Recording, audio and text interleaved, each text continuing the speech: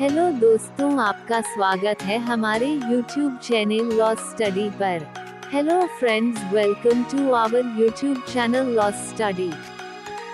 IPC यानी Indian penal code.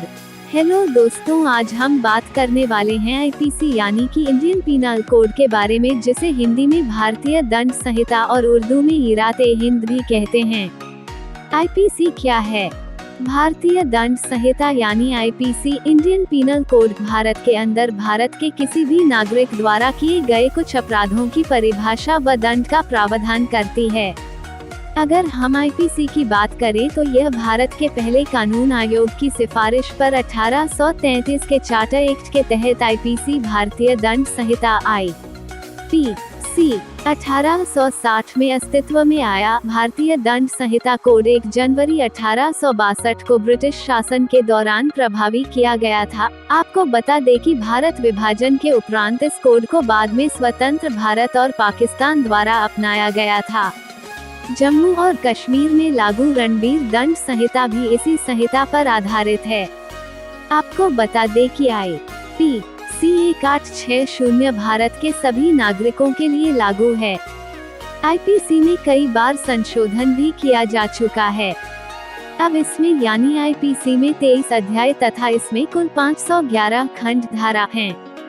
भारतीय दंड संहिता को इंडियन पीनल कोड, भारतीय दंड विधान और उर्दू में ताज-ए-हिंद भी कहते हैं, जो कि आपने फिल्मों में देखा होगा कि कोर्ट में जज जब सजा सुनाते हैं तो कहते हैं कि ताज-ए-हिंद दफा 302 के तहत मौत की सजा दी जाती है।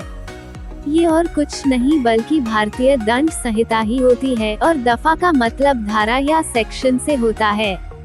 यही आपकी जानकारी के लिए बता दें कि विश्व का सबसे बड़ा दांडिक संग्रह यानी आईपीसी से बड़ा देश में और कोई भी दांडिक कानून नहीं है, इसलिए इसको मुख्य क्रिमिनल कोड भी कहते हैं। आईपीसी को लागू करने का मुख्य उद्देश्य था कि संपूर्ण भारत में एक ही तरह का कानून को लागू किया जा सके, ताकि अलग अलग क्षेत्रीय कानूनों की जगह एक ही कोड हो।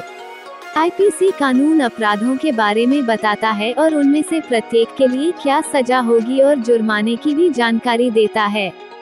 अनुच्छेद 370 हटने के बाद जम्मू एवं कश्मीर में भी अब भारतीय दंड संहिता आईपीसी लागू है।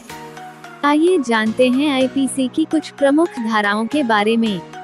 आईपीसी की कुछ प्रमुख धाराएं और उनके काम नीचे दिए गए हैं। आईपीसी धारा 300 हत्या। आईपीसी धारा 301 जिस व्यक्ति की मृत्यु कारित करने का आशय था उससे भिन्न व्यक्ति की मृत्यु करके आपराधिक मानव वध करना। आईपीसी धारा 302 हत्या के लिए दंड। आईपीसी धारा 303 आजीवन कारावास से दंडित व्यक्ति द्वारा हत्या के लिए दंड। आईपीसी धारा 304 हत्या की श्रेणी में न आने वाली गैर इरादतन हत्या के लिए दंड। आईपीसी धारा 304 का उपेक्षा द्वारा मृत्यु कारित करना। आईपीसी धारा 304 का दहेज मृत्यु। आईपीसी धारा 305 शिशु या उन्मत्त व्यक्ति की आत्महत्या का दुष्प्रेरण। आईपीसी धारा 306 आत्महत्या का दुष्प्रेरण। आईपीसी धारा 307 हत्या करने का प्रयत्न। आईपीसी धारा 308 गैर इरादतन हत्या करने का प्रयास। आईपीसी धारा 309 आत्महत्या करने का प्रयत्न। आईपीसी धारा 310 ठग। आईपीसी धारा 311 ठगी के लिए दंड। आईपीसी धारा 312 गर्भपात कारित करना। आईपीसी धारा 313 स्त्री की सहमति के बिना गर्भपात कारित करना। आईपीसी धारा 314 गर्भपात कारित करने के आशय से किए गए कार्यों द्वारा कारित मृत्यु। आईपीसी धारा 315 शिशु का जीवित पैदा होना रोकने या जन्म के पश्चात उसकी मृत्यु कारित करने के आशय से किया गया कार्य। आईपीसी धारा 316 ऐसे कार्य द्वारा जो गैर इरादतन हत्या की कोटि में आता है, किसी सजीव अजात शिशु की मृत्यु कारित करना।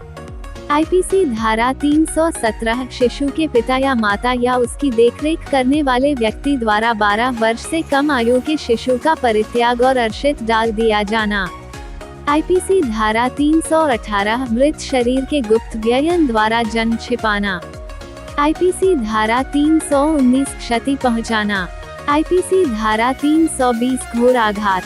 तो दोस्तों ये थी आईपीसी की कुछ महत्वपूर्ण धाराएं, और भी ऐसी वीडियोस देखने के लिए हमारे चैनल के साथ जुड़े रहें। Law study.